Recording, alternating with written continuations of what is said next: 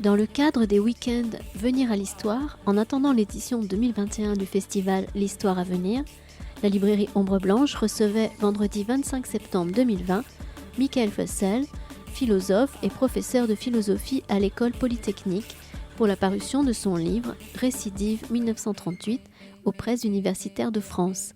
Bonne écoute.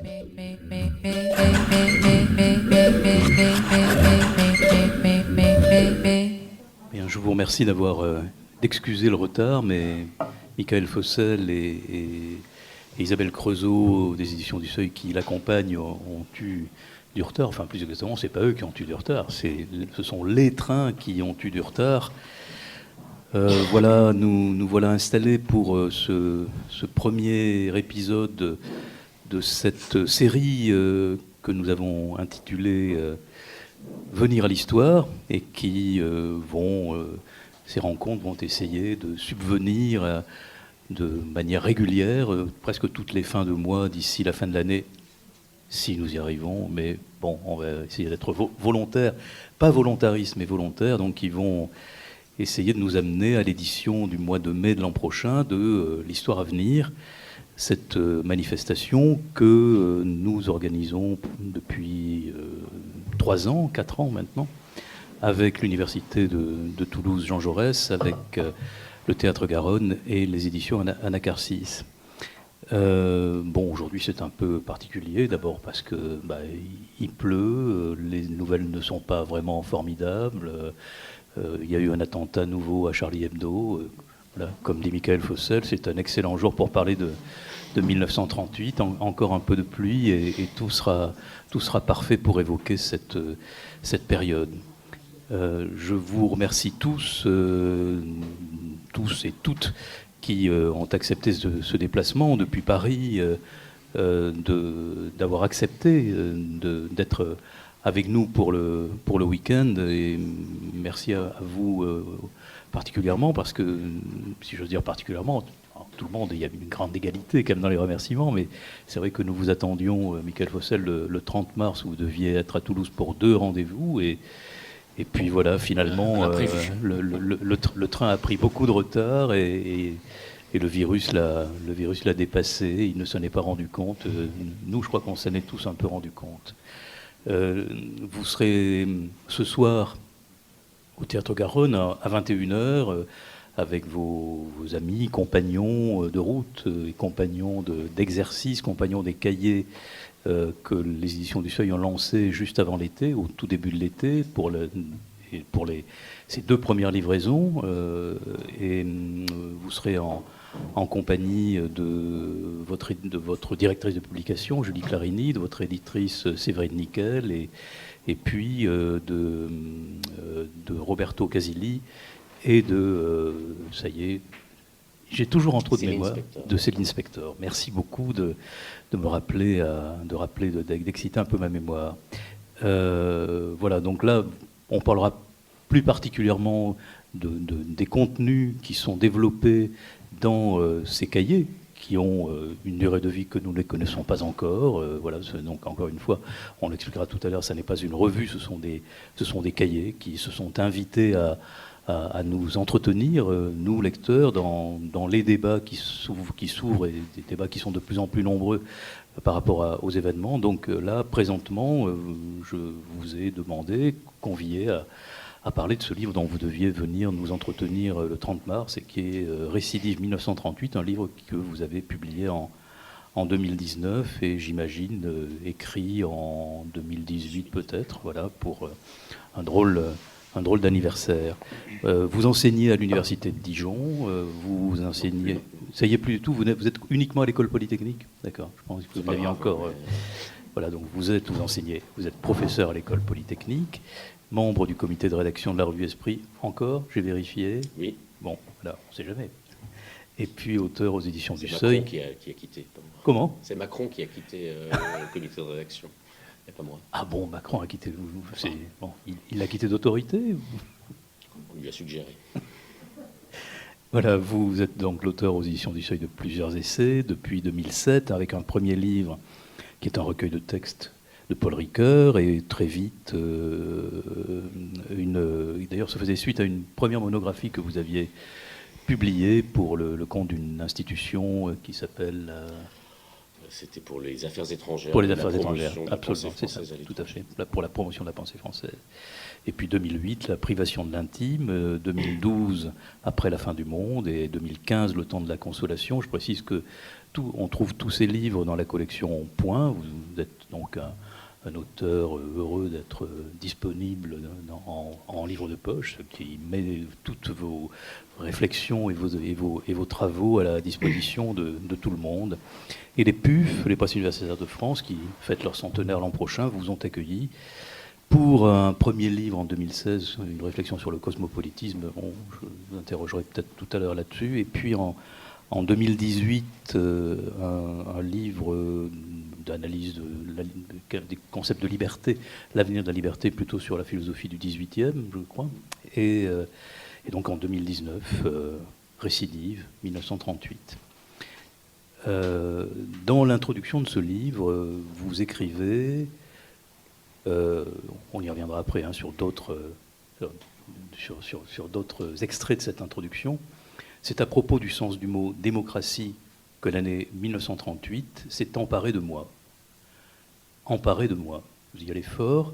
Voulez-vous nous expliquer comment vous avez transformé cette emprise d'abord peut-être en intention, puis en production d'un essai dont on va dire que les contours et la forme sont un peu atypiques, entre guillemets, en tout cas atypiques pour un chercheur. On pourrait dire, si je reprenais un mot des années 30, qu'il y a une sorte de non-conformisme dans le bon sens du terme. J'espère, parce que le non-conformisme dans les années 30 avait une... Je ne sais pas si c'est un micro. Ah oui, c'est contre-intuitif. Bien, bonjour à toutes et bonjour à tous. Merci pour cette présentation. Alors, non-conformiste, effectivement, dans les années 30, ça renvoyait à des jeunes hommes en colère. C'était des hommes, mais souvent à la frontière de l'extrême droite. Donc, en ce sens-là, je ne crois pas relever de la chose. Je suis sûr de ne pas relever de la chose. S'il y a un non-conformiste, c'est effectivement par rapport à l'activité qui est la mienne en général, qui est plutôt... soit de recherche académique, soit essayiste, comme on dit, mais en tous les cas en philosophie, alors que là, ce n'est pas un livre de philosophie. Alors, vous avez employé, effectivement, ou repris ce terme de l'année 38 qui s'est emparé de moi. Il faut faire un effort en direction du monde d'avant, si je puis dire, pour se souvenir de 2018 et de toute une série de phénomènes qui interrogeaient, d'ailleurs pas spécialement en 2018, mais 2018 a été... une acmé en quelque sorte, qui interrogeait sur le sens de la démocratie, sur la répression policière qui pouvait s'abattre sur un certain nombre de contestations. Il n'y a pas eu que les gilets jaunes, hein, il y avait les manifestations sur la loi travail, il y avait eu toute une série de mobilisations qui avaient été, je dirais, accueillies avec une certaine forme de force de la part des autorités. Et puis, plus profondément, je crois encore, une espèce de lassitude démocratique ou à l'égard ou à l'endroit de la démocratie, et qui interrogeait au fond beaucoup sur, en particulier, qui continue d'ailleurs, je crois, à interroger sur la manière de nommer le présent. Je crois qu'on a beaucoup hésité, on hésite encore sur des termes qui sont censés dire ce que nous sommes en train de vivre politiquement. On utilise le terme de populisme, des formes d'autoritarisme, et puis certains vont, alors c'est là où évidemment on va être ramené très vite au contexte des années 30, jusqu'à parler de totalitarisme, tendance totalitaire en tous les cas, ou de fascisme. Alors devant cette espèce de difficulté au fond à catégoriser ce qui nous arrivait, et aussi une certaine forme d'ailleurs d'insatisfaction, en particulier sur le terme de populisme, eh bien, je dirais d'ailleurs pas de manière intentionnelle, c'est tout la formule se laisser prendre par une année, je me suis retrouvé presque par hasard à consulter quotidiennement en 2018, donc, puisque maintenant c'est faisable par Internet et très facilement, la presse des années 30 en général, puisqu'il y avait cette espèce de discours aussi récurrent consistant à dire que nous revivions quelque chose des années 30. Discours qui est d'ailleurs, peut-être on y reviendra, qui est transpartisan, je dirais. Il est tenu à la fois par, pour le coup, l'actuel président de la République qui avait employé cette formule, les années 30, il y a quelque chose des années 30 qui revient, et puis par des opposants plus radicaux, disons, au devenir de nos démocraties. Alors, toutes ces choses-là ont fait qu'après tout, je me suis dit, j'ai dû me dire, parce que je n'ai pas forcément en souvenir exact la manière dont ça s'est produit, que puisque nous vivions peut-être quelque chose qui ressemblait aux années 30, au-delà de ce que je pouvais en connaître comme lecteur de livres d'histoire, mais pas plus que cela, d'aller regarder un peu ce qui s'y disait, c'est-à-dire non pas d'aller rechercher spécialement des événements des années 30, mais plutôt une langue, une grammaire, une manière de présenter les choses, une manière de les interpréter. Et pour cela, bien effectivement, je suis tombé sur cette presse française des années 30, parce que souvent, évidemment, quand on dit années 30, on pense essentiellement aux pays qui sont déjà où tout est déjà joué du point de vue de la démocratie, si j'ose dire, c'est-à-dire l'Allemagne et l'Italie. Mais là, c'est la France qui m'a, si je puis dire, interpellé. Et alors, bon, en quoi est-ce que j'ai été, d'une certaine manière, pris par cette année? Parce que, à force de lire comme ça, parce qu'évidemment, la presse de l'époque est pléthorique, la presse écrite est pléthorique, est puissante, ce qui n'est plus forcément le cas aujourd'hui. Enfin, ça prend du temps quand même de découvrir une année il y a une trentaine de quotidiens nationaux, je ne parle que des quotidiens et que des quotidiens nationaux à cette époque-là. Donc du coup, effectivement, je me suis retrouvé dans cette situation, il n'y avait pas du tout de projet éditorial à ce moment-là, d'en apprendre plus ou de comprendre plus ou d'avoir un effet en tout cas d'éclairage plus important en regardant ce qui se passait dans ces années-là, où particulièrement je suis arrivé par une série d'évolutions à l'année 1938, d'en apprendre plus en lisant cette presse à l'époque que en regardant, bon ça c'est pas difficile, BFM, mais même en lisant la presse plus sérieuse, je dirais, de l'actualité 2018. En apprendre n'est pas d'ailleurs le bon terme, parce qu'effectivement il ne s'agit pas de dire qu'il y a ni des répétitions en histoire, ni même d'ailleurs des bégaiements, mais je dirais plutôt en apprendre sur je le disais tout à l'heure, la grammaire, c'est-à-dire la manière dont on interprète les événements. Les événements ne sont pas les mêmes, mais des cadres interprétatifs qui vont toujours dans un sens d'une interprétation plus autoritaire, moins démocratique, plus radicale dans le sens, disons, d'une remise au pas, en quelque sorte, de la société, m'apparaissait comme tout à fait éclairant. Et donc, au fond, il y avait un effet d'envoûtement, quelque part, d'où le choix de ce terme, être pris par une année, parce qu'évidemment, j'ai essayé quand même de maintenir un degré de rationalité. Je ne me suis pas senti non plus revenu en 1938, revenu dans une période que je n'ai évidemment pas connue. Mais, et c'est là peut-être que c'est devenu finalement un livre, c'est tout de même imposé à moi l'idée qu'il y avait, et c'est au fond de cela dont parle le livre, des parallèles, ou plutôt je dirais, on en reviendra peut-être, des analogies, non pas événementielles, historiques, au sens strict du terme, mais sur ce que c'est qu'une démocratie qui se délite. Voilà. Et au fond, la leçon que j'ai retirée, qui n'a pas été, je dois l'avouer, contredite par les événements qui ont suivi la publication de ce livre et les événements liés à la pandémie actuelle, c'est que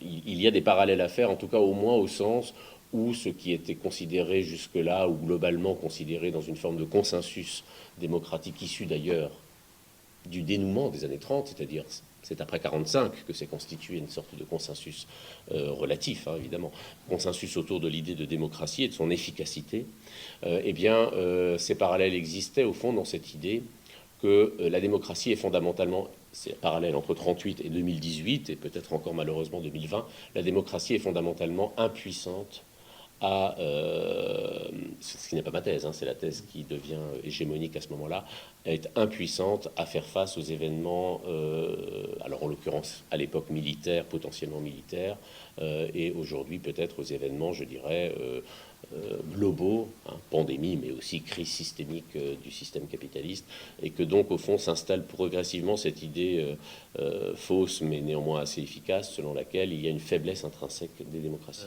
Voilà, donc je reviens à Paul Ricoeur, qui me permettait de vous interpeller sur cette notion de vérité. Paul Ricoeur, dans la préface de 1955 à cet ensemble de textes Histoire et vérité, dit, écrit plus exactement, Histoire et vérité, cela veut dire d'abord, cette histoire qui a eu lieu et qui concerne le métier d'historien, se prête-t-elle à une connaissance en vérité, selon les vœux et les règles de la pensée objective mise en œuvre dans les sciences. On a tenu à placer, c'est ce qu'il dit, en tête de ce recueil, un texte qui porte le plus l'empreinte de cette question critique, et c'est pour ça que je cite cette phrase. Ce texte s'appelle « Objectivité et subjectivité en histoire ». Voilà, ça m'amène à cette question pour vous. Est-ce que, d'abord sur le statut de la vérité, est-ce qu'il n'y a pas de vérité dans votre texte? Il nous semble, nous lecteurs, que nous sommes rendus à trouver nous-mêmes notre vérité à travers ce que vous nous proposez à lire. Oui, alors j'ai pris le parti, une fois que la question s'est imposée à moi d'en faire un livre, et pas simplement une expérience personnelle, évidemment, la question du statut de 2018 dans le rapport à 38 s'est posée. C'est-à-dire, est-ce qu'au fond, je devais, ou on avait d'ailleurs les moyens exacts, ça n'est pas certain non plus, mais enfin, en tous les cas, établir moi-même les parallèles avec l'actualité récente, et actualité, ici je le prends au sens fort du terme, ce qui est actuel dans le présent, c'est-à-dire ce qui est vraiment à l'œuvre pour nous.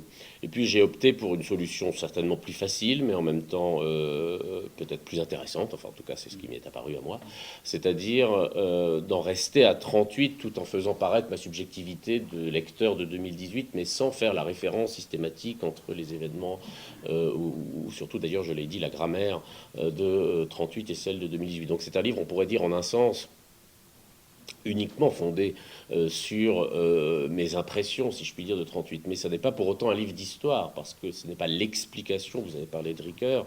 Ricoeur est quelqu'un qui fait une différence fondamentale entre interpréter et comprendre d'un côté, et puis expliquer de l'autre, tout en considérant qu'on ne peut comprendre vraiment et interpréter que si on a tenté d'abord d'expliquer. Il ne s'agit pas d'opposer les deux, mais il s'agit de montrer qu'il y a entre l'explication historique, en l'occurrence, si on parle de l'histoire, et puis l'interprétation de ce que l'histoire nous fait, à nous contemporains, ce que le passé nous fait, en quelque sorte, il y a une nuance. Et ce livre n'est pas du tout un livre d'histoire, évidemment, il n'en a pas la prétention. D'ailleurs, il aurait mal été accueilli à ce titre-là par les historiens, il n'a pas toujours été très bien, d'ailleurs. Mais c'est autrement un livre sur les échos du passé en tant qu'ils peuvent nous éclairer non seulement sur le présent, mais sur la manière dont des logiques se mettent en œuvre qui ne sont pas fondamentalement distinctes. Parce que s'il y a une thèse philosophique dans ce livre, même si ce n'est pas un livre de philosophie, c'est que quand même la modernité, les années 30 appartiennent à la modernité, fondamentalement, au temps moderne, c'est-à-dire à une possibilité qui a été ouverte par, disons, le capitalisme et la technique, pour le dire rapidement, trop rapidement, et que par conséquent, elle nous regarde encore, à tous les sens du terme. C'est-à-dire, elles nous concernent et en même temps, elles sont encore là. En tout cas, moi, elles me sont apparues comme quelque chose qui, d'une certaine manière, nous interpellait à distance temporelle.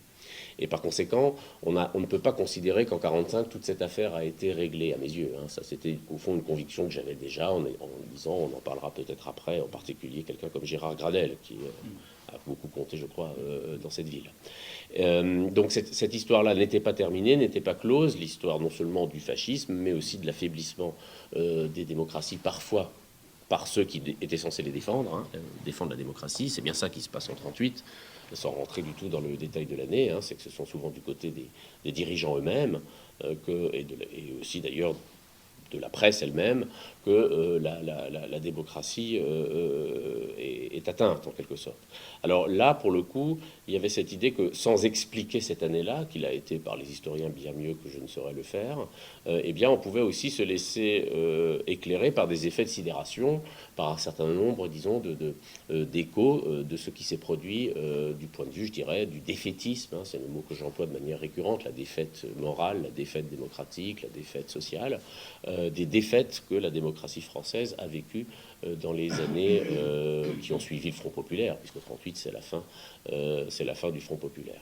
Donc en réalité, c'est pas un souci d'objectivité, c'est un livre tout à fait subjectif et qui d'ailleurs assume sa subjectivité, mais pour autant, ça n'est pas non plus un récit, je dirais, imaginaire de cette année 38. Il est fondé sur des déclarations, des phrases, des raisonnements, des impressions qui m'ont frappé dans la lecture que j'ai faite assez assidue de cette presse de 1938.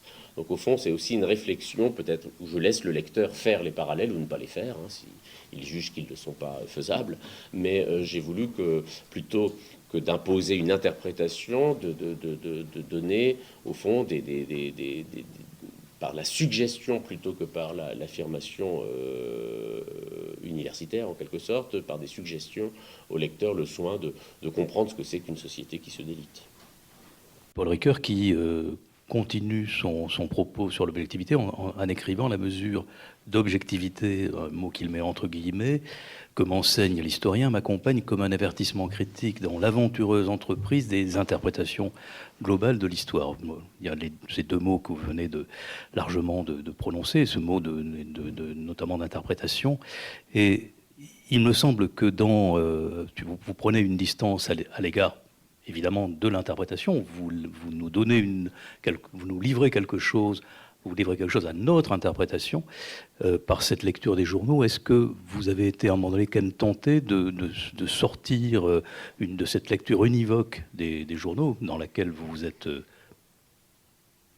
pris, comme vous le disiez tout à l'heure, c'est sortir de cette emprise et aller, comme dans une espèce de phénomène de mouvement de déprise, aller vers d'autres écrits, vers des livres, vers des interprétations, vers des interprétations d'historiens, voire pourquoi pas de romanciers Alors, j'avais un certain nombre alors pas de connaissances, mais de savoirs scolaires relativement à l'année 38. 38 en général, c'est connu uniquement ou principalement comme étant la signature des accords de Munich.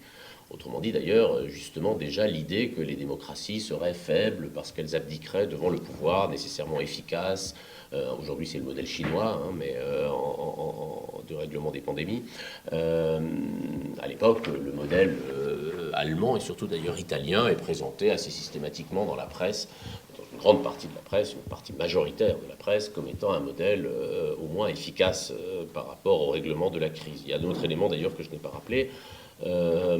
C'est que 38, c'est 10 ans après 29, quasiment 10 ans, comme nous étions en 2018, 10 ans après 2007, c'est-à-dire après une crise systémique du capitalisme qui produit des effets sur la démocratie, et pas seulement des effets, bien que aussi évidemment des effets économiques et sociaux. Et alors, par rapport à la question de l'objectivité et des sources, donc j'avais ce savoir scolaire, encore une fois. 38, c'est l'année où la France, ma foi, et l'Angleterre d'ailleurs, se renieraient en quelque sorte, ce qui n'est pas faux, hein, en abandonnant la Tchécoslovaquie à Hitler pendant les accords de Munich. Mais j'ai découvert aussi une autre histoire, une histoire intérieure en réalité, de politique intérieure en France, que je n'avais pas lu pour ma part, mais je n'en avais pas lu énormément, hein, dans les livres d'histoire spécifiquement. Alors ma méthode, si je puis dire, a consisté à me laisser prendre par la presse. On apprend quand même beaucoup de choses hein, quand on lit la presse. Elle était en tout cas à l'époque assez informative, même s'il faut savoir parfois lire entre les lignes, et à vérifier dans des livres d'histoire l'exactitude de ce que me disait la presse de 38. Parce qu'évidemment, d'abord, il y a des conflits d'interprétation entre la presse de gauche et la presse de droite. Sur les événements, je veux dire, et sur leur causalité. Donc il m'est arrivé de vérifier. Maintenant, je n'ai pas voulu non plus rentrer, puisque ce n'était pas le projet du livre, sur une perspective proprement historienne. En revanche, j'ai voulu lire beaucoup de choses de ce qui s'est dit. J'ai voulu comprendre une année, au fond. Hein. Donc j'ai voulu lire d'autres choses de 1938. C'est-à-dire des textes littéraires, écrits en 38, ou publiés en 38, en tous les cas, donc écrits dans ces eaux-là. Donc ça, j'en ai lu pas mal, je n'en ai pas retenu énormément, parce qu'au fond, les plus significatifs sont ceux que, à mes yeux, hein, sont ceux que j'ai trouvés, ceux que j'ai cités, c'est-à-dire les textes de Sartre, L'enfance d'un chef, qui est écrit en 1938, la nouvelle L'enfance d'un chef, qui est parue dans Le Mur, qui raconte l'enfance d'un fasciste, le devenir fasciste d'un adolescent. Et alors là, ça corroborait parfaitement ce que j'avais précisément compris, je ne sais pas, mais en tout cas ce que j'avais perçu, puisqu'à la fin, je finissais par épouser les luttes de 38 et à devenir, en quelque sorte, parce qu'en fond, 38, c'est l'année de la fascisation de la France, d'après ce que j'en ai perçu. Donc là, de ce point de vue-là, j'ai trouvé dans ce texte écrit en 38 beaucoup d'échos, et puis un autre auteur qui est fondamental dans ce livre, et depuis ce livre... en général pour moi maintenant, que je connaissais très peu avant, qui est Georges Bernanos, et qui a publié en 1938 un livre admirable sur la guerre d'Espagne, où il prend parti, qui s'appelle Les grands cimetières sous la lune, où il prend parti contre Franco, alors même qu'il vient de l'extrême droite, hein, il vient du camp monarchiste, mais enfin il se trouve que par les hasards de la vie, il se trouve être à Majorque pendant la rébellion franquiste de 38, il les voit donc agir devant lui et il sort un livre qui fera un grand scandale en 38 puisqu'il prendra à revers tous ses alliés de l'action française en particulier, qui s'appelle Les grands cimetières sous la lune et qui alors d'une certaine manière, pour le coup, il ne parle pas que de l'Espagne dans ce livre, il parle aussi de la France. Et ça épousait parfaitement ce que j'avais moi-même cru, perso, ça disait beaucoup mieux que je n'aurais pu le faire moi-même d'ailleurs, ce que j'avais perçu dans la presse de 38. Et en plus, il y a une vraie réflexion chez Bernanos sur ce que c'est que le retour en histoire, d'une certaine manière. Donc, il faisait tout à fait partie, en plein droit, je dirais, de cette... comme résistant, si je puis employer ce terme par avance, hein, mais je l'emploie à dessein, c'est un résistant. Il y avait déjà des résistants en 38, il y avait aussi des collaborateurs, et il était, lui, une grande figure de la résistance littéraire et spirituelle, on peut dire, à la France. À un moment, il se trahit au mon pays, c'est ça. Bon, moi, j'ai pas du tout la mystique de la France qu'a Bernanos. Encore une fois, lui, il vient d'une tradition monarchiste. Mais je dois dire que cette phrase qui revient souvent dans Les grands cimetières sous la lune, parce qu'il revient en France en 38, hein, en 37, il revient d'Espagne, il n'a pas le choix, parce que vu les prises de position qui sont les siennes, les franquistes s'attaquent à sa famille. Donc il revient en France en 37. Et dans ce livre, Les grands cimetières sous la lune, il y a cette phrase qui revient souvent, ô mon pays, parce qu'il revoit, évidemment, il ne supporte pas, il a supporté la France de 38 moins longtemps que l'Espagne de Franco, c'est-à-dire qu'au bout de 6 mois, il reprend toute sa famille, hein, ils sont nombreux, hein, je crois qu'ils sont 6 ou 7 enfants, et ils partent au Brésil.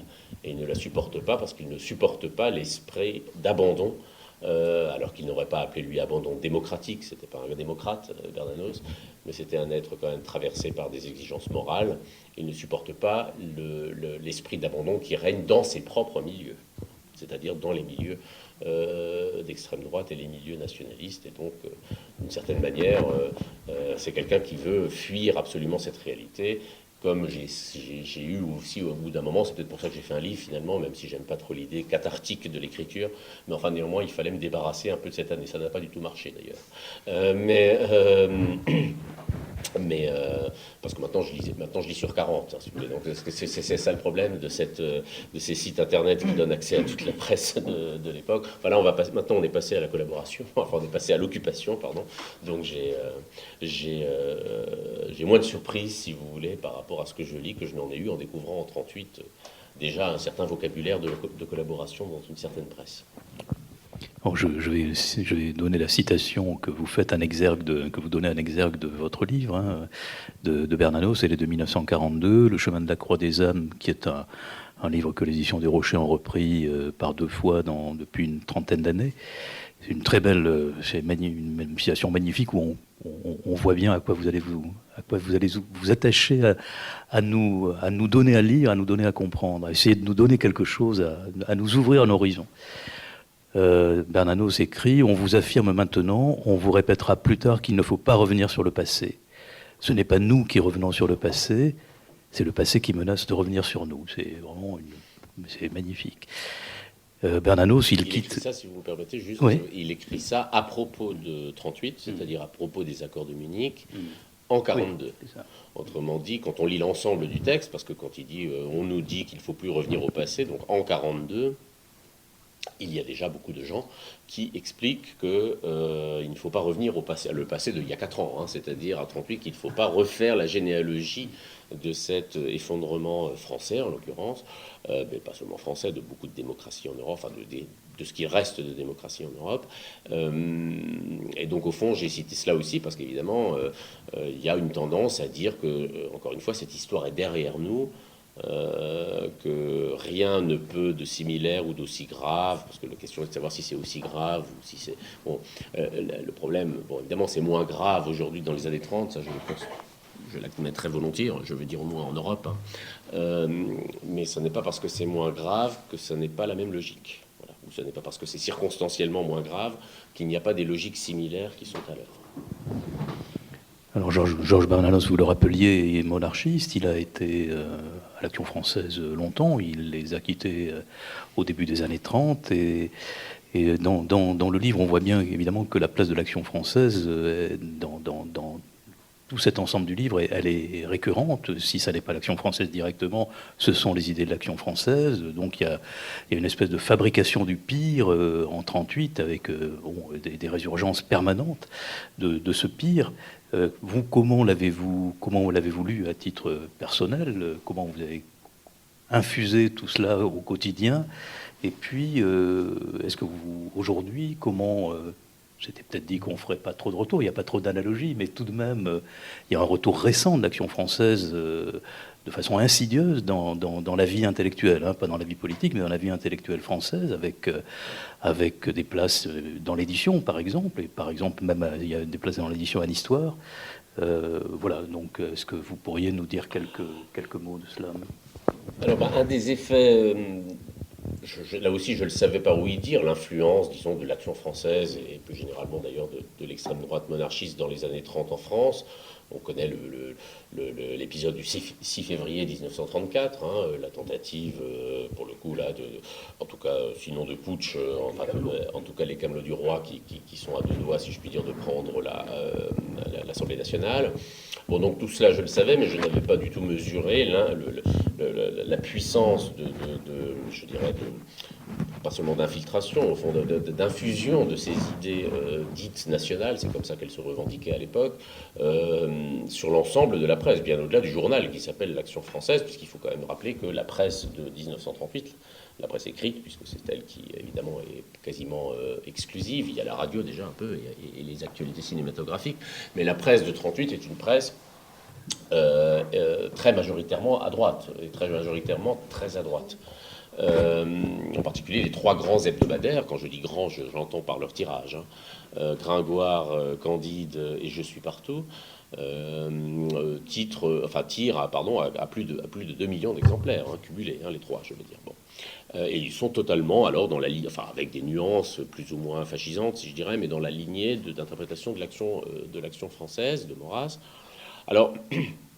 Évidemment, on pourrait dire, bon, où est Maurras aujourd'hui, bon, et puis où est Gringoire, bon. Alors après, la presse écrite n'a plus, en tant que telle, la même influence, et loin s'en faut.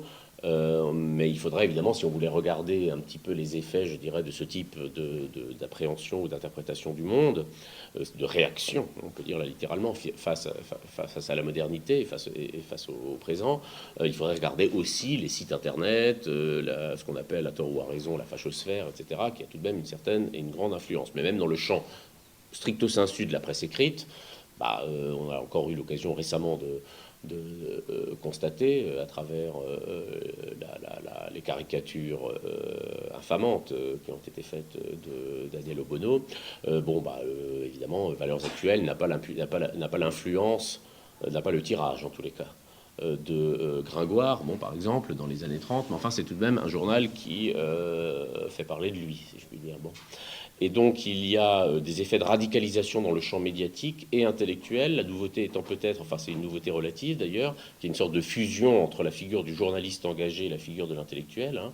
Bon, Éric Zemmour n'est pas forcément un intellectuel dans le sens qu'on entendait dans les années 90 encore, 80, 70 a fortiori, mais enfin néanmoins il prend maintenant la place je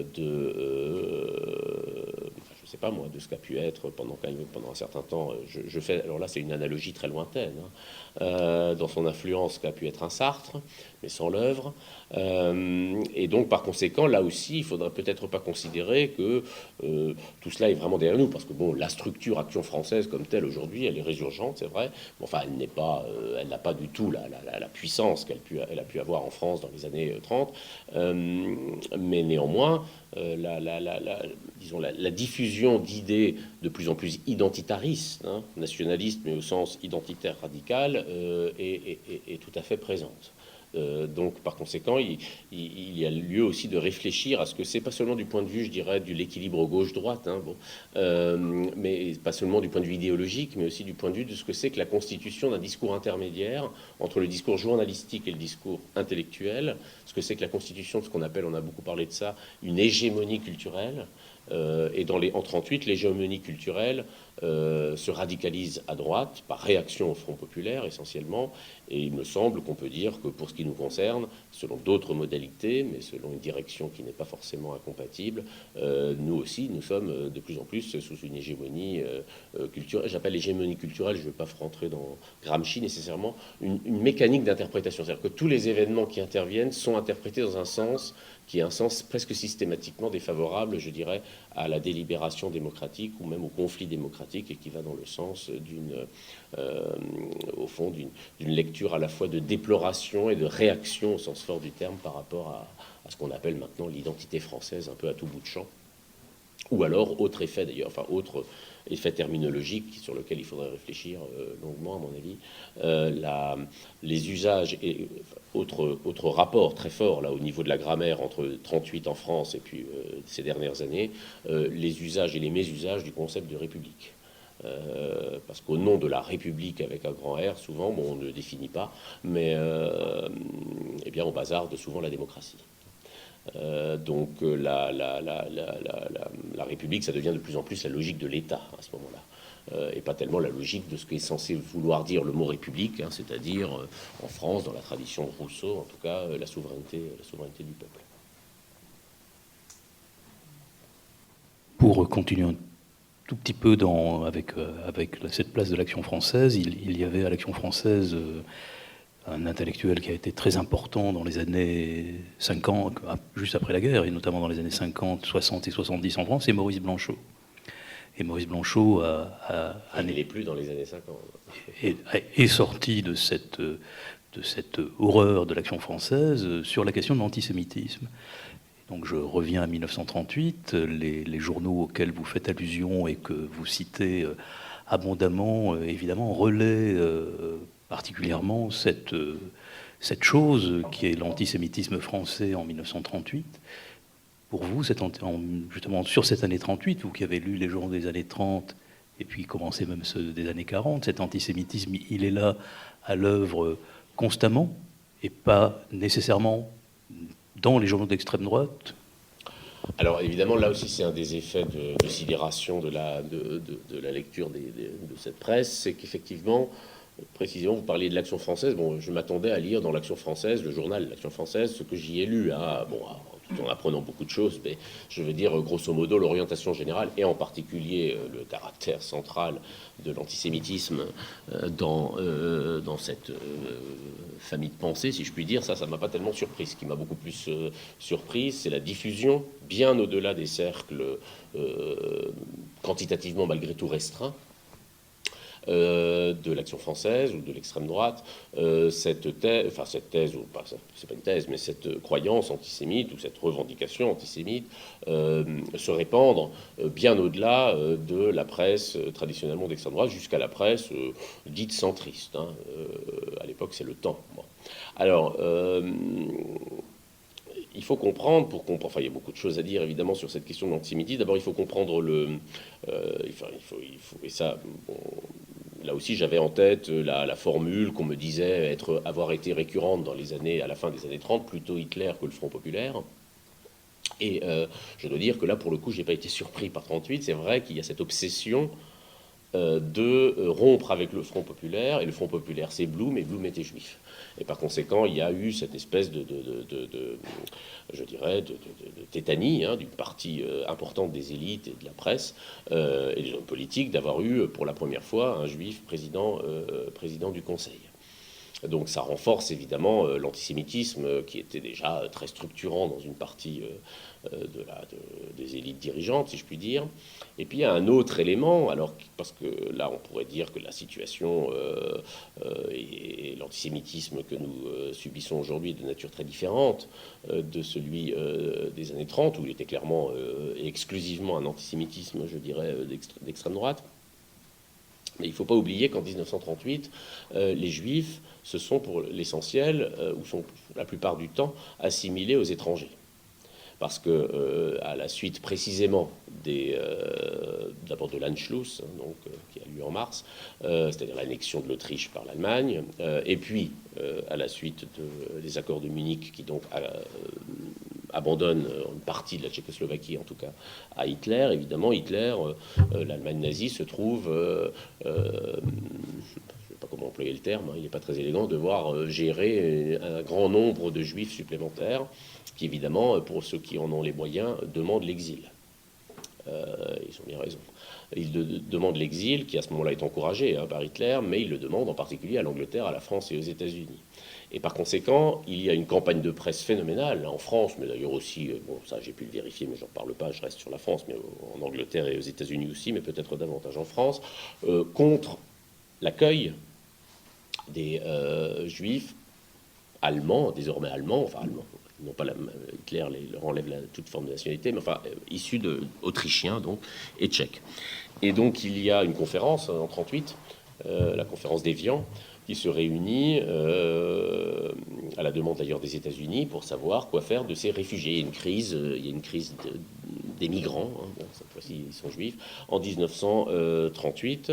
La réponse enfin plutôt l'issue, si je puis dire, de la conférence d'Évian étant que eh bien, aucun juif supplémentaire, donc issu du Grand Reich allemand désormais, ne sera admis ni en France, ni en Angleterre, ni aux États-Unis. Et il y avait, là aussi, ça a fait partie des effets de sidération, parce que là aussi, peut-être que j'en avais une vague connaissance, mais enfin, en tout cas, là, je l'ai vu énoncé partout dans la presse. La conséquence de cette conférence d'Évian, et de ce refus en particulier, c'est que partiront d'Allemagne, alors ça sera un peu plus tard, au début de 1939, des bateaux, le plus connu peut-être, ou le moins méconnu, parce que c'est pas forcément des choses très connues, étant le Saint-Louis, qui tenteront leur chance, si je puis dire, sur l'ensemble d'abord de la côte européenne, puis traverseront les États-Unis, l'Atlantique en direction des États-Unis, où ils seront refusés à leur tour, puis à Cuba, refusés aussi, reviendront. Bon, pour ceux du Saint-Louis, heureusement, il y aura une solution.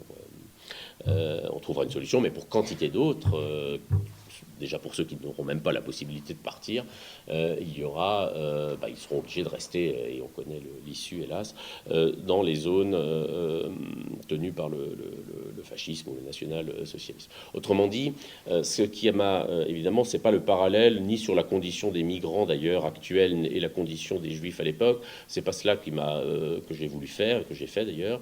Ce qui m'a en revanche alerté, si je puis dire, et m'alerte toujours, c'était la manière dont un discours antisémite, si je puis dire, structurant, c'est-à-dire qui était celui de l'Action française en l'occurrence, a fini par se diffuser par xénophobie en réalité, puisque c'était les Juifs qui, à ce moment-là, étaient les principaux ressortissants étrangers à demander asile à la France, c'est diffusé bien au-delà dans l'opinion publique des sphères de l'extrême droite. Et au fond, cette habituation, le mot n'est pas très élégant, mais cette habituation à des logiques d'exclusion, à des logiques de refus, qui n'est évidemment pas étrangère à ce qui se passera 2 ans après 1938. Continuer un peu sur du vocabulaire, je vais juste préciser combien la pensée de Maurice Blanchot a été importante pour moi et pour beaucoup de ma génération. Donc, pas de... Mais enfin, à un moment donné, il y a un moment de sa vie où, voilà, simplement, lui, il a su partir différemment de Bernanos, d'ailleurs. On a là 2 trajets d'intellectuels extrêmement importants pour nous tous. mais qui ont, à un moment donné, ont été amenés à fréquenter l'Action française. Dans le vocabulaire de l'Action française encore, mais ils ne sont pas détenteurs seuls de ce vocabulaire. Il y a, vous l'avez dit, le mot étranger, donc j'en viens au mot cosmopolitisme. Vous avez publié, vous êtes un lecteur de Kant, vous avez publié un essai qui s'appelle Cosmopolitisme et démocratie. Voilà, plutôt ce concept, de cosmopolitisme a-t-il changé? Comment a-t-il changé depuis la fin du XVIIIe siècle, donc sous la plume de Kant, depuis le milieu du XXe et particulièrement depuis les années 20 et 30 où déjà il avait sûrement changé, un siècle et demi après, où donc c'est dans ce moment, les années 20 et les années 30, le cosmopolitisme, les migrations, les voyages, les exils déjà nombreux viennent nourrir quelque chose, et notamment sont venus bien nourrir la vie politique, et intellectuelle et artistique en France. Et comment finalement s'est-il adapté au monde du 21e jusqu'à ce que, là vous n'aviez pas, le livre était déjà écrit lorsque le virus est apparu, donc il se trouve que dans la livraison dont nous parlerons ce soir, dans Comment faire, il y a un article de Camille Schmoll et il y a une tête de chapitre qui m'a amené d'ailleurs à cette question pour vous, qui est la fin d'un cosmopolitisme ou du cosmopolitisme. C'est à vérifier, on verra ça tout à l'heure. Voilà, donc sur cette question aujourd'hui de l'évolution de ce concept de cosmopolitisme, et après 1900, d'abord au moment de 1938 et aujourd'hui. C'est une vaste question, aussi vaste que le monde, si je puis dire. Bon, alors en 1938, en tous les cas, je répète, la majorité de la presse, le cosmopolitisme est considéré comme d'abord une caractéristique pour le coup juive. Les juifs et les francs-maçons sont des cosmopolites, puisque par définition, là je reprends si je puis dire l'argumentation d'extrême droite, puisque par définition ils n'ont pas de patrie, soit par religion, soit par orientation idéologique pour les francs-maçons. D'autre part, ce sont les antinationaux, en réalité. Voilà. Alors d'ailleurs, une des raisons pour lesquelles j'ai fini par faire un livre, c'est que évidemment, j'assume le reproche, mais je reconnais j'ai un avantage, évidemment, en écrivant le livre en 2018, c'est que je connais la fin de l'histoire. Bon. Par conséquent, il est facile pour moi de montrer que les nationaux de l'époque seront les premiers à collaborer avec l'étranger, si j'ose dire. Bon. Ce qui d'ailleurs est normal, parce que, ça n'est pas normal, mais je veux dire, c'est assez cohérent, compte tenu du fait que tout dépend ce qu'on dit quand on dit qu'on aime la France. Certains aiment la France, à l'Action française, on aime la France, mais on aime la France d'avant 89. Par conséquent, on considère comme des traîtres, j'en viens au cosmopolitisme, tous ceux qui, rien moins que dans cette logique de la trahison de l'identité nationale, tous ceux qui ont épousé la cause républicaine, cette fois-ci au sens, je dirais, légitime du terme, c'est-à-dire celui qui sera, non pas inventé, mais d'ailleurs, mais mis en œuvre partiellement d'ailleurs, et de manière difficultueuse, si j'ose dire, pendant la Révolution française. Donc, il y avait aussi une ironie, évidemment, par rapport à l'idée de se revendiquer, de s'auto-affecter, si je puis dire, ou s'auto-proclamer vrai français, la France d'abord, les Français d'abord. La formule était déjà très présente dans les ligues d'extrême droite des années 30, ou la France aux Français, contre le cosmopolitisme qui serait incarné par la finance juive, par les métèques, ou autres grands termes. Cette fois-ci, ça c'est les étrangers, je dirais, incluant les juifs, mais aussi d'autres. Ou les francs-maçons. Alors, moi, il se trouve que je serais plutôt cosmopolitique, si je puis dire. Cosmopolite, je ne sais pas. La question du cosmopolitisme, telle qu'elle apparaît au XVIIIe siècle, l'histoire est beaucoup plus ancienne, ça remonte au moins au stoïcisme. Mais moi, ça serait trop long de le développer ici, ça serait immense, si je puis dire. Ça veut dire dans quelle mesure, si on prend les choses au niveau vraiment élémentaire, dans quelle mesure le monde est-il une réalité politique ? Voilà, cosmopolitique, si cosmos veut dire ce qui veut dire monde, c'est comment est-ce qu'on peut instituer le monde en organe politique de réflexion. Et ça ne veut pas du tout dire, contrairement justement à ce que disent les nationaux, supposait-elle, ça ne veut pas dire faire un État mondial, ça ne veut pas dire... il y a des perspectives comme ça dans le cosmopolitisme, dans la tradition cosmopolitique, pas tellement celle de Kant d'ailleurs. Ça veut dire essayer de donner un statut juridique, et si possible démocratique, aux relations qu'on appellera transnationales. et en particulier, c'est-à-dire celles qui dépassent le cadre simplement des rapports entre États. Bon. Et en particulier, effectivement, la question des étrangers. C'est-à-dire que, si vous prenez Kant, simplement, le cosmopolitisme, c'est fondamentalement les droits de ce qu'il appelle le citoyen du monde. Est-ce qu'en naissant au monde un sujet qui n'a pas, et c'est une grande question, ça les apatrides dans les années 30, ça l'est encore aujourd'hui d'une autre manière, qui n'a pas de garantie nationale, qui n'a pas de protection nationale, puisqu'il n'a pas d'État, ou qu'il est déchu de sa nationalité, ou qu'il se retrouve, et on retrouve ça tout au long de l'histoire du XXe siècle et encore du XXIe, la question des frontières, qui est en ce moment extrêmement sensible, contrairement à ce qu'on pourrait penser. Et donc, évidemment, les droits du citoyen du monde, traditionnellement, ça veut dire que l'appartenance au monde devrait constituer en elle-même une protection. Chez Kant, c'est tout à fait clair, c'est le droit des étrangers, le droit des citoyens du monde. Mais précisément, s'il y a des étrangers, c'est qu'il y a encore des États. Par conséquent, ça ne veut pas dire la fin des États, une espèce de considération purement supranationale, un peu abstraite. Bon, c'est simplement prendre en charge la condition humaine, enfin c'est simplement, ce n'est pas si simple, prendre en charge la condition humaine comme une condition juridique. C'est-à-dire le seul fait d'habiter la Terre, et Kant a un très joli argument, alors je vais finir peut-être là-dessus, sur cette question-là, il dit, bon, la Terre est ronde. Bon, alors, il n'est pas très... Enfin, certains remettent maintenant en cause la chose au Brésil, par exemple, même le président brésilien remet ça en cause, ils sont platistes là-bas, bon. C'est d'ailleurs assez logique, parce que la Terre étant ronde, dit Kant... C'est grand, hein. Le Brésil, c'est grand, oui, on n'en voit pas le bout. Comme c'est rond, comme c'est une sphère, si les hommes se fuient les uns les autres pour éviter de se faire la guerre, ils finiront toujours par se retrouver. En quelque sorte, il faut donc, de cette condition de finitude initiale, il faut faire un argument juridique, c'est-à-dire qu'il faut nécessairement trouver les moyens de gérer ce que Kant appelle la coexistence entre les corps. Parce que d'une certaine manière, on en aura fait le tour, c'est-à-dire qu'on ne pourra pas trouver, et Kant écrit au XVIIIe siècle, c'est-à-dire à un moment où la nationalisation de la Terre n'est pas encore achevée. Aujourd'hui, elle l'est. C'est d'ailleurs une des raisons fondamentales des crises dans laquelle nous sommes. C'est-à-dire qu'il n'y a plus de terre, il n'y a quasiment plus de terre vierge, si je puis dire, à aller coloniser ou à aller investir. Il n'y a plus d'État à fonder, il n'y a pas bon. Donc, par conséquent, nous sommes contraints à ce que là aussi Kant, je m'en excuse, je le cite encore, appelle la condition de promiscuité. Et de cette condition de promiscuité-là, qui s'est beaucoup accrue pour des raisons ne serait-ce que démographiques depuis le XVIIIe siècle, il faut trouver des moyens juridiques de pacification.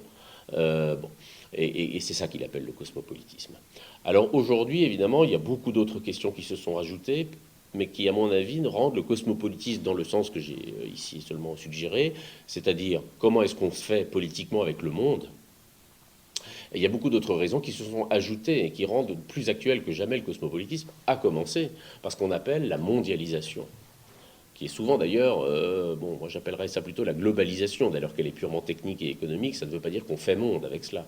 Mais néanmoins, c'est vrai que, et là la pandémie est un exemple, je dirais, presque, j'allais dire, inespéré, de démonstration de ce qui se passe en un lieu de la Terre a des effets, je dirais, sinon immédiat, maintenant quasiment immédiat, en tous les cas extrêmement prégnant sur d'autres lieux de la Terre. Ce qui évidemment peut être interprété de deux manières, à la manière de la solidarité nécessaire entre les espaces ou à la manière trumpiste, si je puis dire. Mais je dis Trump parce que c'est commode, mais il y aurait d'autres exemples plus proches de nous. Une manière, disons, de renationaliser les problèmes de manière illusoire, au fond. Parce que c'est ça, au fond, le discours nationaliste, bon, c'est pas une question... On peut avoir des oppositions morales, on peut avoir des oppositions politiques, et je les ai toutes pour ce qui me concerne, mais c'est pas tellement ça que j'ai voulu mettre en avant, du moins dans ce livre. C'est presque c'est presque une opposition pragmatique. C'est-à-dire qu'en fond, les nationaux, les nationalistes, ceux qui sont dans une sorte de mythologie de la terre, du terroir, ceux-là ne sont pas généralement les plus grands défenseurs, même de leur propre patrie, le moment venu. Précisément parce qu'au nom d'un fantasme, évidemment, on récuse la réalité de la société.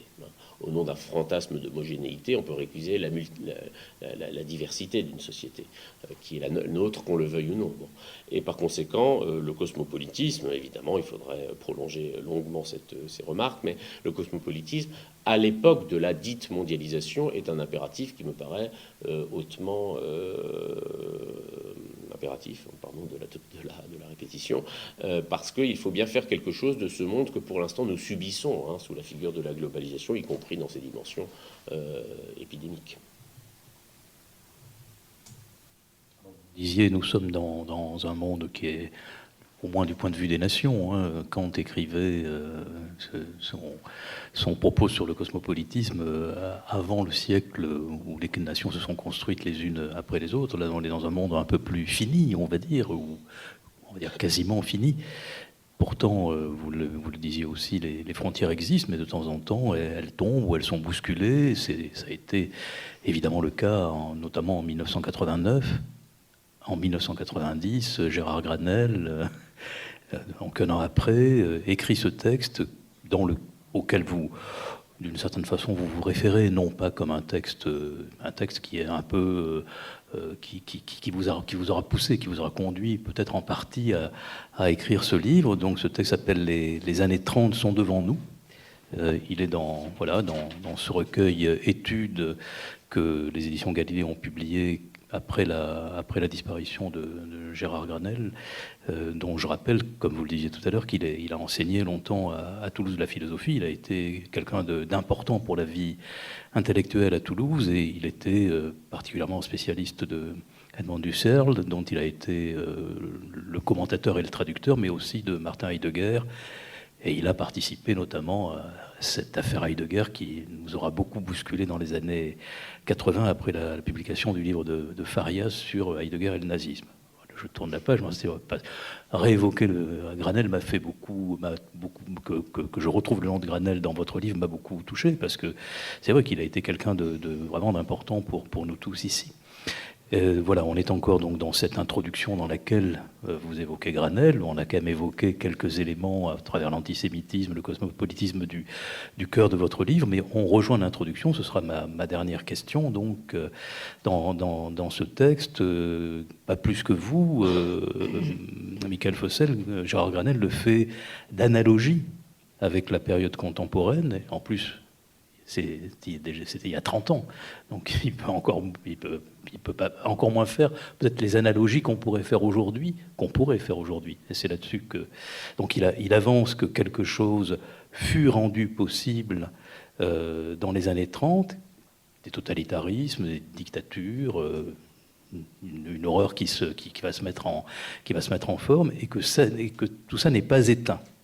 Ça n'est pas éteint, et que cette ancienne possibilité peut être, alors non pas reproduite, mais réactivée en quelque sorte. Voilà, et il évoque à ce propos des conditions qui sont plutôt essentielles. Voilà. Est-ce que vous pourriez nous parler de ces conditions essentielles? Est-ce que 30 ans après, selon vous, elles sont les mêmes, ou quelles ont été leur évolution? Oui, alors il y a un caractère beaucoup plus provocateur de l'article de Granel que de mon livre, parce que Granel, effectivement, vous l'avez rappelé, prononce cette conférence qui s'intitule donc de manière déjà en elle-même provocatrice. Les années 30 sont devant nous. Il la prononce en 90, je crois, à la New School à New York. Et évidemment, en 90 régnait, alors là, pour le coup, c'était une hégémonie de courte durée, l'idée selon laquelle c'était la fin de l'histoire. Je confonds toujours, je ne sais jamais si c'est Fukushima ou Fukuyama. Bon, c'est une catastrophe dans les deux cas. Mais alors, donc c'est l'idée selon laquelle c'est la fin de l'histoire, parce que c'est le marché pour 2000 ans. Le marché, l'économie de marché, c'est la démocratie. Bon, et au fond, il ne se passera rien, en tout cas d'essentiel.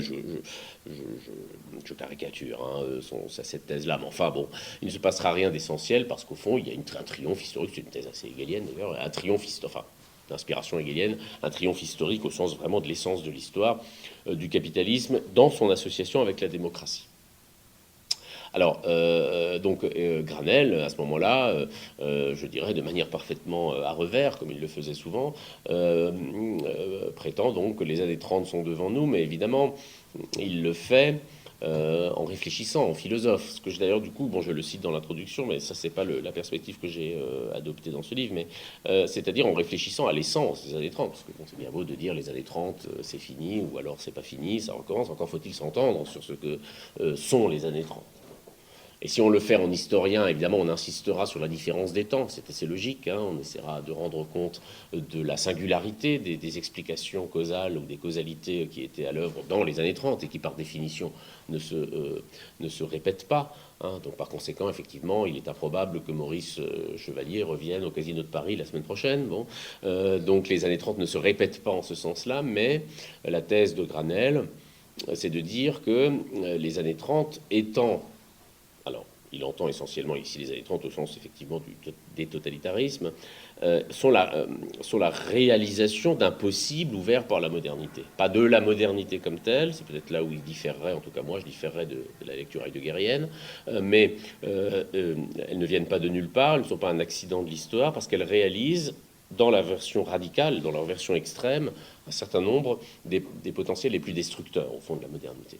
Et le terme, alors évidemment, là, il faudra aller plus en détail, mais le terme qu'utilise Granel, et que je reprendrai volontiers à mon compte, parce que, évidemment, si, un jalon dans l'argumentation, si elle réalise un potentiel fondamental de la modernité, même s'il n'est pas la modernité comme telle, si elle le réalise, alors... Étant donné que nous ne sommes peut-être pas sortis de cette modernité-là, contrairement à ce qu'on voudrait parfois nous laisser penser, alors elles sont peut-être devant nous. Et le terme sur lequel il insiste, lui, qui est même la morphologie des années 30 à ses yeux, je le suivrai peut-être pas jusqu'au bout, mais enfin néanmoins c'est assez suggestif, c'est le terme de mobilisation. Il dit c'est les années 30, c'est l'année de la mobilisation qui prend dans le... C'est un terme qui est beaucoup employé en particulier par Ernst Jünger à ce moment-là, hein, la mobilisation des énergies au service d'un projet radical. Et mobilisation qui n'est possible que sous des conditions techniques. Donc, en particulier, l'apparition, bon, c'est un peu avant les années 30, évidemment, de la radio, de toute une série je dirais, de moyens de mobiliser les énergies des masses, en quelque sorte, au profit d'un projet politique qui, en général, est le plus radical. Autrement dit, il faut s'interroger, il faudrait, et là, je ne l'ai pas fait moi pour ma part, hein, moi, j'en suis resté à quelque chose de plus empirique, mais en tous les cas, c'est des questions qui me préoccupent beaucoup. Il faudrait s'interroger sur ce que sont devenues aujourd'hui ces capacités de mobilisation. Quelles sont les énergies, y compris pulsionnelles, qui sont mobilisées, alors non plus maintenant pas tellement par la radio, mais par ces écrans qui nous entourent en permanence. Alors, on pourrait sembler être très loin de la politique. Je ne suis pas sûr qu'on le soit, parce qu'en un sens, peut-être qu'on pourrait dire, par exemple, oui, mais la mobilisation des années 30, c'est la mobilisation des masses. Les masses dans la rue, hein, au son du tambour, avec les chemises brunes ou noires. Aujourd'hui, notre mobilisation à nous, elle se fait de manière individuelle. Nous sommes mobilisés par ces écrans, ces alertes infos. Et alors là, évidemment, avec l'affaire de la pandémie, cette mobilisation a atteint un degré, je dirais, tout à fait extrême. Parce qu'au fond, la mobilisation, d'une certaine manière, des énergies, la plus efficace, c'est quand on mobilise, quand on branche un appareil technique sur du vital. Hein. Je suis obligé de dire les choses rapidement. D'un coup, c'est notre survie qui va se rejouer sur une information, sur une modalité d'évolution du R0, sur toute une série d'événements auxquels nous sommes confrontés en permanence. Alors, on pourrait dire aujourd'hui c'est au niveau individuel, d'ailleurs on pourrait s'en plaindre aussi en disant après tout il n'y a plus de collectif, les gens sont sur leur tablette en permanence, pas de problème d'attention.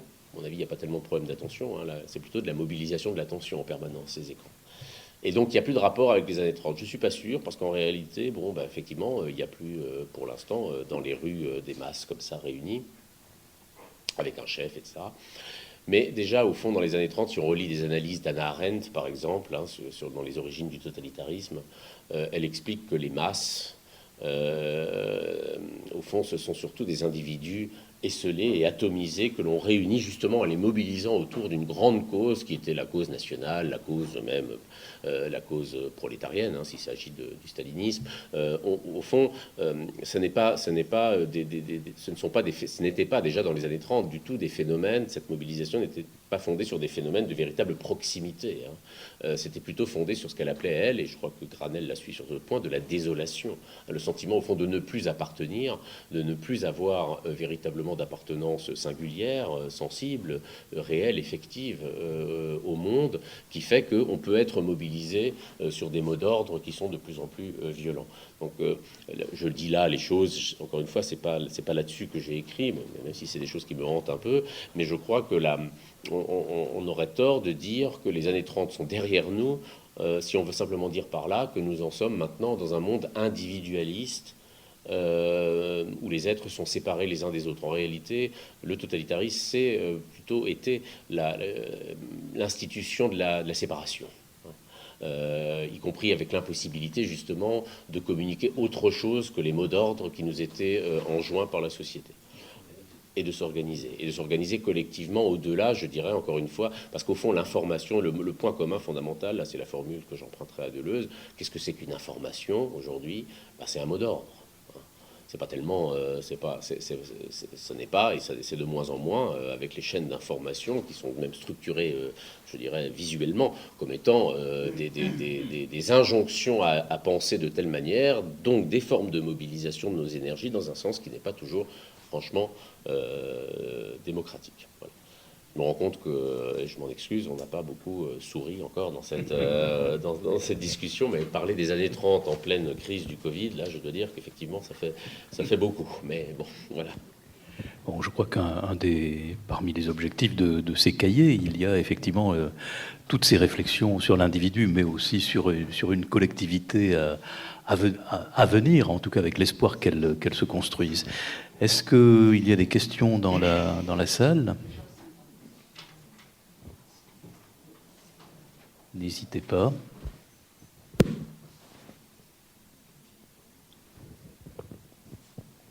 Ou des réactions aux propos et aux propos. Oui. Ne bougez pas. Je vais vous le prendre.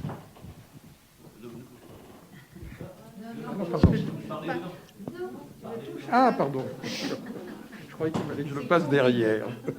Non, mais écoutez, c'est sur la question de l'État. Est-ce que là, de ce point de vue, moi je trouve qu'il y a un changement entre 1938 et aujourd'hui, 2018, on a l'impression que l'État pas seulement, même si c'est la constitution de la Ve République, on dirait que l'État est absent aujourd'hui. Vous avez un État qui est en déconfiture généralisée. Et pour qu'il y ait le fascisme, il faut qu'il y ait un État. Or, cet État aujourd'hui, s'il y a un fascisme qui peut se construire, c'est à partir d'un État, comme il y a eu un État en Allemagne, un véritable État, un État qui était pas déliquescent. D'un certain point de vue, aux États-Unis, oui, il y a un vrai État. En France, en Europe, avec l'Europe, c'est un vrai problème. Il n'y a pas vraiment d'État, il n'y a pas vraiment... À part, bon, on a l'impression, bien sûr, il peut y avoir beaucoup de policiers, etc., mais du point de vue de la structure même de l'État, on trouve une certaine absence. Donc, moi, dont j'ai le plus peur, c'est pas tellement du fascisme, c'est du chaos. C'est le chaos, hein, c'est ça. L'un n'exclut pas l'autre. Alors, ça dépend évidemment de ce qu'on entend par État, parce que moi, je trouve, alors là, peut-être on n'aura pas la même appréciation, mais pour le coup, là, c'est hors récidive, puisque ça date de plus récemment. Mais ce que nous apprend, entre autres choses, cette crise pandémique, cette fois-ci, enfin le coronavirus et ses effets institutionnels, c'est que l'État existe encore. Si on vous avait dit, peut-être, en tout cas si on m'avait dit à moi, que je n'aurais pas le droit de sortir de chez moi sans avoir une attestation de sortie imposée par l'État, j'avoue que j'aurais eu du mal à le croire spontanément, en tous les cas, avant le mois de mars, je crois que c'est le mois de mars, et annoncé du jour au lendemain. Bon. Donc la présence, disons, du pouvoir d'État. Hein. Vous avez dit, effectivement, il n'y a pas que les policiers. Non, je ne dis pas qu'il n'y a que les policiers, il n'y a pas que la police. La constitution d'un état d'urgence permanent, autre point commun avec 1938, où il n'y a plus de loi, mais que des décrets-lois qui sont pris en 1938 en France. La constitution, donc, enfin, le rappel à l'existence du pouvoir politique étatique dans nos vies, y compris là dans notre intimité la plus subjective, a été pour moi un des éléments les plus... Enfin, c'est pas que ça m'a tellement étonné, mais disons que ça m'a quand même surpris que ça aille jusque-là. Alors peut-être que ce que vous avez aussi voulu plutôt dire, je ne sais pas, vous me direz, c'est l'État au sens État-providence, c'est-à-dire la constitution d'un État protecteur social, en quelque sorte, s'est considérablement affaibli aujourd'hui, après 30 ans de néolibéralisme en France, et puis pas seulement en France, dans le monde. Là, je vous suivrai, mais simplement 38, précisément, c'est le moment où la France a le choix entre faire son New Deal, c'est-à-dire constituer une politique justement d'État-providence, ou rester dans une perspective économiquement purement libérale. Et elle choisit la deuxième, enfin plutôt son gouvernement, choisit la deuxième voie, c'est-à-dire qu'il y a déjà une critique de l'étatisme qui est très fort. Par contre, on peut tout à fait concevoir, et c'est ce qui se passe en 1938, mais à certains égards ça se passe encore aussi aujourd'hui, selon d'autres modalités évidemment, mais un affaiblissement de l'État social, redistributeur, je dirais, mais parallèle à une augmentation de l'État, enfin une augmentation de la puissance d'État, du pouvoir d'État, c'est-à-dire politique, législatif et judiciaire. Par exemple, 1938, on pourrait dire, moi c'est probablement la chose qui m'a le plus surpris, c'est que, on dit c'est la Troisième République. La Troisième République, précisément, elle est faible, c'est parlementaire, c'est un régime parlementaire. En 1938, la France n'est pas un régime parlementaire, parce qu'il y a les pleins pouvoirs qui sont votés au gouvernement, Daladier en l'occurrence, et il a autant de pouvoirs, Daladier à l'époque, il reste 2 ans, alors c'est quand même long, 2 ans pour l'époque, il reste 2 ans au pouvoir, il a autant de pouvoirs, sinon plus de pouvoirs, effectivement, là je vous rejoindrai, que l'actuel président de la République, parce que maintenant on a des contraintes ou des choix, ça, on pourra en discuter, européens, supranationaux. Mais la concentration du pouvoir autour de l'exécutif, et l'exécutif, c'est la dimension étatique pure, si je puis dire, vraiment. La concentration du pouvoir autour de l'exécutif est un phénomène, bon là maintenant je vais parler que du présent, mais enfin elle a aussi lieu en 1938, est un phénomène qui me paraît quand même assez marquant. Par exemple, toutes les mesures qui sont prises, on est pour ou on est contre, le port du masque, vous avez inauguré, je crois, à Toulouse d'ailleurs, dans la rue, je crois, c'est vous les premiers, bon. Ces mesures, maintenant les bars qui vont refermer ou pas, moyennement. Bon. Ces mesures-là, on est pour, on est contre, moi je ne veux même pas rentrer là-dedans, je ne suis pas tellement pour, mais bon, peu importe, elles sont prises dans un cadre légal, disons, fragile, on va dire les choses. C'est-à-dire, elles sont prises en fait par décret. Bon. Il ne suffit pas de dire que c'est les préfets qui décident pour dire que c'est régionalisé et consensuel. Enfin, je veux dire, le préfet, c'est le ministère de l'Intérieur, c'est pas... Donc, alors on était dans l'état d'urgence après le terrorisme, on est passé dans l'état d'urgence sanitaire, on y est toujours, plus ou moins.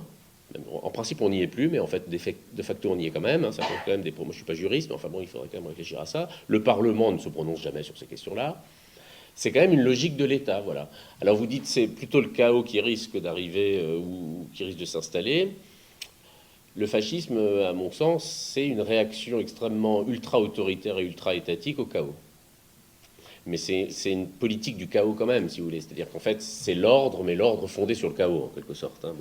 Et de ce point de vue-là, je ne suis pas sûr qu'il y ait je suis d'accord avec vous sur le fait qu'il y a une forme de fragmentation des États, de la société, du pouvoir économique de l'État en particulier, mais je serais moins certain que cela affaiblisse vraiment la logique étatiste, en tout cas dans sa dimension vraiment pouvoir exécutif, concentration du pouvoir entre les mains d'un seul. Et d'ailleurs, le dernier argument qu'on nous sort quand il faut voter au deuxième tour pour le candidat, quel qu'il soit, qui se trouve face au candidat du Front National, puisque maintenant tout le monde a accepté qu'au deuxième tour, c'est le Front National. Ça a apparu comme tout à fait évident, ça n'est plus jamais considéré comme un scandale. L'argument, c'est de dire, et c'est un bon argument, mais il faudra y penser après avoir gagné, je pense, qu'adviendrait-il si les institutions telles qu'elles existent aujourd'hui venaient entre les mains de quelqu'un d'antidémocratique radical. Je dis radical, parce que les antidémocrates modérés. Faut changer les institutions, quoi. Je ne peux pas dire autre chose, avant qu'ils n'y arrivent. Voilà. Et donc, essayer de retrouver un peu ou de démocratie participative ou de parlementarisme, mais en tous les cas, pas cette logique de concentration entre les pouvoirs de quelques-uns, parce que c'est jamais un seul, mais qui, le cas échéant, avec tous ces états d'urgence votés les uns après les autres, puis introduits dans la loi, tombant entre les mains de quelqu'un qui, franchement, n'en a plus rien à faire de la démocratie, entre nous soit dit, je vais arrêter les parallèles parce je vais quand même faire des analogies, mais enfin On dit souvent, alors, c'est la Chambre du Front Populaire qui a voté pour les pleins pouvoirs à Pétain. Ben d'abord, il faudrait s'interroger, c'est faux d'ailleurs, mais bon, passons. Mais les pleins pouvoirs, ça veut dire que la notion de plein pouvoir, qui correspond en gros à ces états d'urgence, elle existait. Et elle existait dans la République, la Troisième République. Hein. Pétain a eu les pleins pouvoirs, comme Daladier a eu les pleins pouvoirs. Il n'a pas fait la même chose. Hein. Bon, ça, c'est d'accord. Mais la procédure d'exception qui s'appelle les pleins pouvoirs, elle existait, d'ailleurs, j'en parle beaucoup dans le livre, elle existait et elle donne au président du Conseil de l'époque une capacité d'action étatique, malgré tout, qui sera assez terrible, on le verra en 40.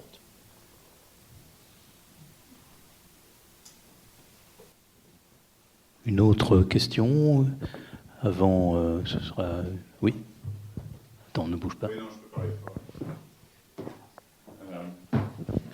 Oui, merci pour ces éléments d'inquiétude tout à fait intéressants et partagés. Non, je dis ça sincèrement parce que ce que vous avez dit, notamment à la fin sur le totalitarisme, l'individu et l'information, ça me semble parmi les choses les plus inquiétantes qui soient. Dans la réponse que vous venez de faire, je crois qu'il y a un élément qui est intéressant de relier avec la centralité de la nation, finalement, dans les années 30 et aujourd'hui dans ils ont des mobilisations, enfin ce que vous avez appelé cette hégémonie culturelle qui se radicalise. Au centre du discours de Zemmour, il y a une nation essentialisée, en danger, enfin présentée comme en danger, de la même manière que dans les années 30. Et je crois que parmi les choses inquiétantes, c'est l'association de cette essentialisation d'un argument qui permettent justement de mobiliser, enfin, une croyance très forte, et de l'état d'exception. De la capacité de mobiliser exceptionnellement, c'était en dehors de tout droit, au service de la défense d'une cause qui peut être religieuse, mais le nationalisme est une autre forme... Enfin, c'est bateau de dire ça, mais disons que c'est une forme de mobilisation absolue qui est très forte. Alors, en revanche, moi j'ai un doute sur... il y a une fissure, j'ai l'impression, dans cette capacité de Zemmour et compagnie à mobiliser autour de la nation comme essence, comme quelque chose de sacré. Ça me semble, bon, peut-être vu de loin, plus facile et plus réalisé quand je revois des vidéos sur les gens qui soutiennent Trump et la manière dont ils argumentent. Parce qu'on peut se moquer d'eux, mais ils argumentent quand même. Et ils argumentent à partir d'une ignorance, d'une imagination du monde où la nation et l'essence de l'Amérique est au centre de tout. Et Trump est le chevalier blanc de la défense de ça. Dans les soutiens de Bolsonaro, on voit la même chose. Ici, on pourrait se laisser bercer par l'illusion que, donc, bon, ok, Zemmour mobilise un certain nombre d'énergumènes, il simplifie plein de choses, mais mobiliser autour de la nation comme quelque chose de sacré en France, c'est plus difficile. Je veux savoir ce que vous pensez de cette distance-là, finalement, de la situation qu'on a en France par rapport aux États-Unis ou au Brésil, sur cette capacité de sacraliser la nation et de mobiliser d'une manière radicale autour de ça. Oui, merci beaucoup. C'est effectivement une question importante. Enfin, importante au sens où elle va dans l'idée, au fond, et quel est l'avenir du nationalisme dans une société aussi sécularisée que la société française, qui l'est davantage, bien davantage que les États-Unis et encore bien davantage que le Brésil, parce qu'il est clair que le vecteur évangéliste aux États-Unis et surtout au Brésil joue un rôle actuellement fondamental dans la constitution de ces nouveaux nationalismes ou de cette forme d'extrême droite qui a pris le pouvoir là-bas, en tout cas au Brésil, et qu'on n'a pas en France. Alors, c'est une question à laquelle je n'ai pas de réponse. Je constate simplement, enfin, de réponse, je veux dire, ni dans un sens ni dans l'autre. C'est-à-dire, au fond, on pourrait dire en un sens, et je suis tenté de le dire aussi, un peu, c'est Marx qui disait les choses se répètent toujours deux fois dans l'histoire, une fois comme tragédie, enfin d'abord comme tragédie, ensuite comme comédie. Et on pourrait dire Zemmour, c'est la comédie de Maurras, quoi. Donc, voilà. Alors, c'est là où je serais un peu, enfin, parfois je me le dis pour me rassurer, hein, je me dis, au fond, bon, d'accord. Mais quand on dit comédie, ça ne voudrait pas forcément dire que c'est moins grave. Bon, en l'occurrence, Marx, il avait dit ça à propos de Napoléon III par rapport à Napoléon Ier. C'est-à-dire, bon, et Napoléon III, ça a quand même été un régime assez, d'abord beaucoup plus long, enfin plus long, un peu plus long que celui de Napoléon Ier, et puis pas tellement plus progressiste.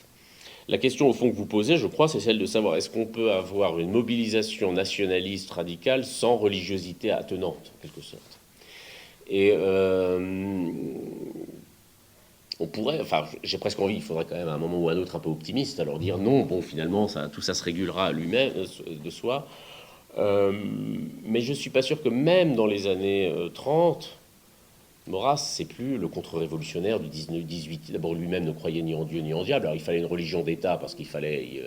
il l'a reconnu lui-même. Enfin, là, je parle de Maurras en personne. Avait dit, moi, bon, j'y crois pas. Enfin, pour le peuple, ça permet quand même d'avoir une religion catholique d'État. Ça permet de le calmer un peu dans ses velléités sociales, on va dire. Bon, je schématise, mais à peu près, c'est ça. Donc, c'était déjà plus... Dans les années 30, on n'est plus tellement dans une religiosité... En France, dans une religiosité de la nation. On est plutôt dans une espèce de pathos qui finit, parce que c'est ça... Alors, c'est ça qui est peut-être un peu inquiétant, c'est que la manière dont l'hypermodernité a redonné du lien religieux à la nation, c'est par la race. En réalité, si vous prenez, alors là pour le coup, là, les nazis, enfin pour le coup, franchement, ou les fascistes, c'est reconstituer mais déjà de manière non religieuse chrétienne en tous les cas, une croyance, une conscience d'appartenance à la nation via la race. Alors les discours de la race et les croyances fondées sur l'ethnie, je dirais, sont-elles aussi, je dirais, liquidées que le sont les discours religieux de la nation? Ça, par contre, je n'en suis malheureusement pas sûr. En particulier, parce qu'il faut aussi qu'on fasse avec, dans notre présent, là, il faut qu'on fasse avec, et qu'on y réfléchisse aussi, à la biologisation du politique, à la réflexion en termes même hygiénistes, qui pour l'instant, bon... en particulier à l'occasion de cette épidémie, ne prennent pas une dimension raciste, c'est pas ça, ou racialiste, c'est pas ça que je veux dire, mais néanmoins, on est aussi à l'ère du vivant, et pas forcément pour la meilleure des causes, c'est-à-dire une mythologie un peu de la vie, à laquelle, enfin la vie au sens biologique du terme, pas de la vie bonne, ou de la vie éthique, de la vie, ni de la vie juste, de la vie au sens biologique, qui pour le coup risquerait d'être aussi une dimension de resédimentation autour du national. Évidemment, les choses,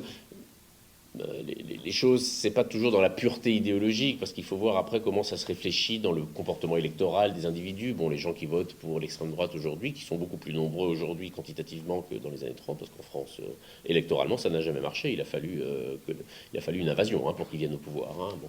Mais enfin, bon...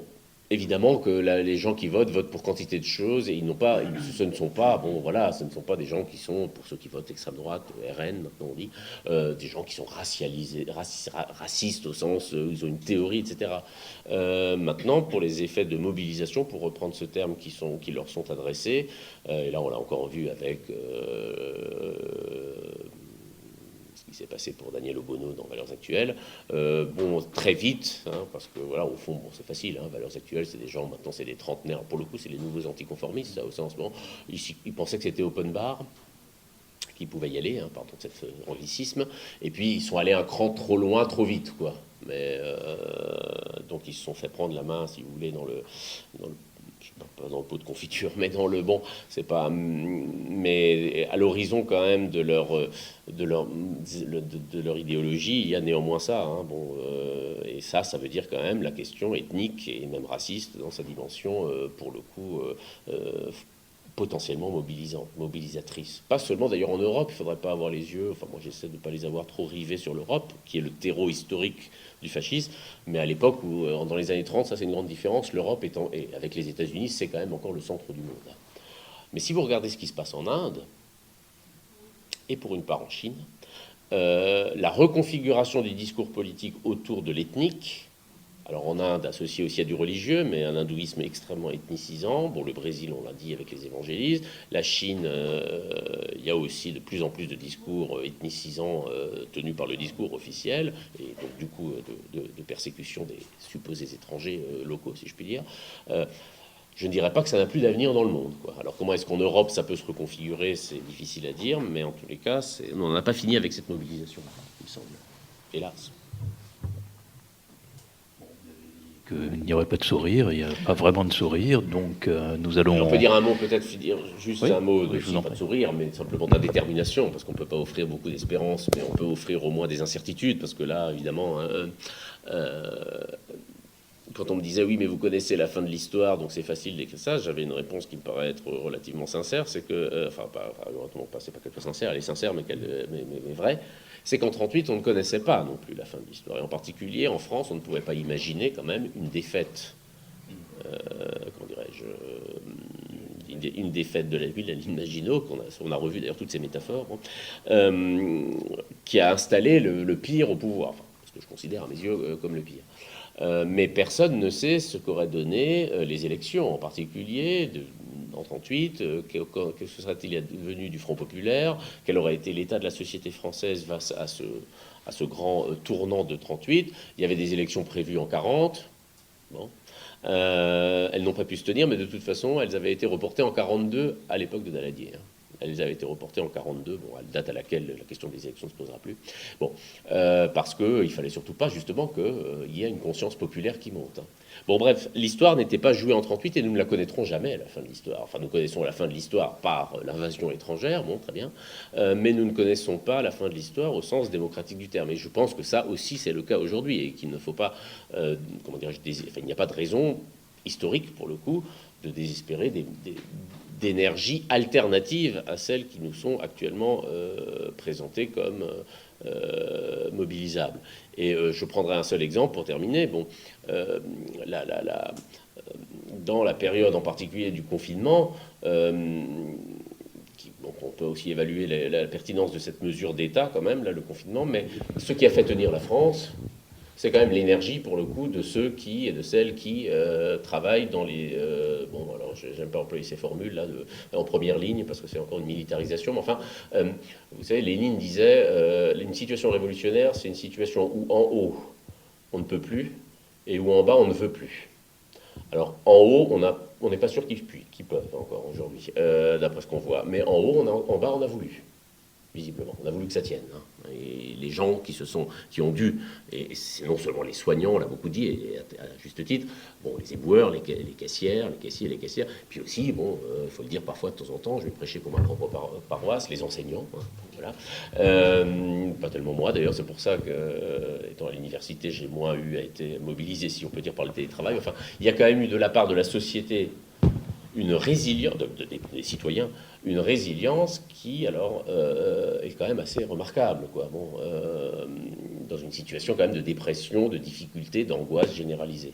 Et de ce point de vue-là, l'histoire aussi n'est pas écrite, parce qu'au fond, contrairement à ce que pensent beaucoup de gens, alors pour le coup extrêmement complotistes, ce ne sont pas que les dirigeants qui écrivent l'histoire, hein, fondamentalement. Il y a quand même une possibilité pour la population de le faire. Et de ce point de vue-là, je ne suis pas ni optimiste ni pessimiste, mais il y a une indétermination dans la capacité des individus et des collectifs à résister à certains mouvements qui ne nous condamnent pas non plus au pire. Voilà. Je voulais quand même à le dire, hein, histoire de ne pas être quand même apparaître comme trop défaitiste. Alors demain, nous aurons Quentin de Lermoz qui nous présentera son travail sur l'histoire de la commune. Donc voilà un exemple d'histoire qui n'est pas du tout du même ordre. Et par ailleurs, je crois que il me semble que c'est lui qui a écrit une histoire contrefactuelle. Donc on pourra savoir avec Quentin de Lermoz demain ce que serait devenu le monde et la France, particulièrement en 1938, si Daladier si Léon Blum avait eu les pleins pouvoirs. Voilà, ce qui n'a pas été le cas. Merci pour votre attention. On continue dans quelques minutes autour des cahiers, comment faire et par ici la sortie. Voilà. En attendant, peut-être par ici la sortie, c'est par derrière. Et on vous retrouve dans quelques minutes.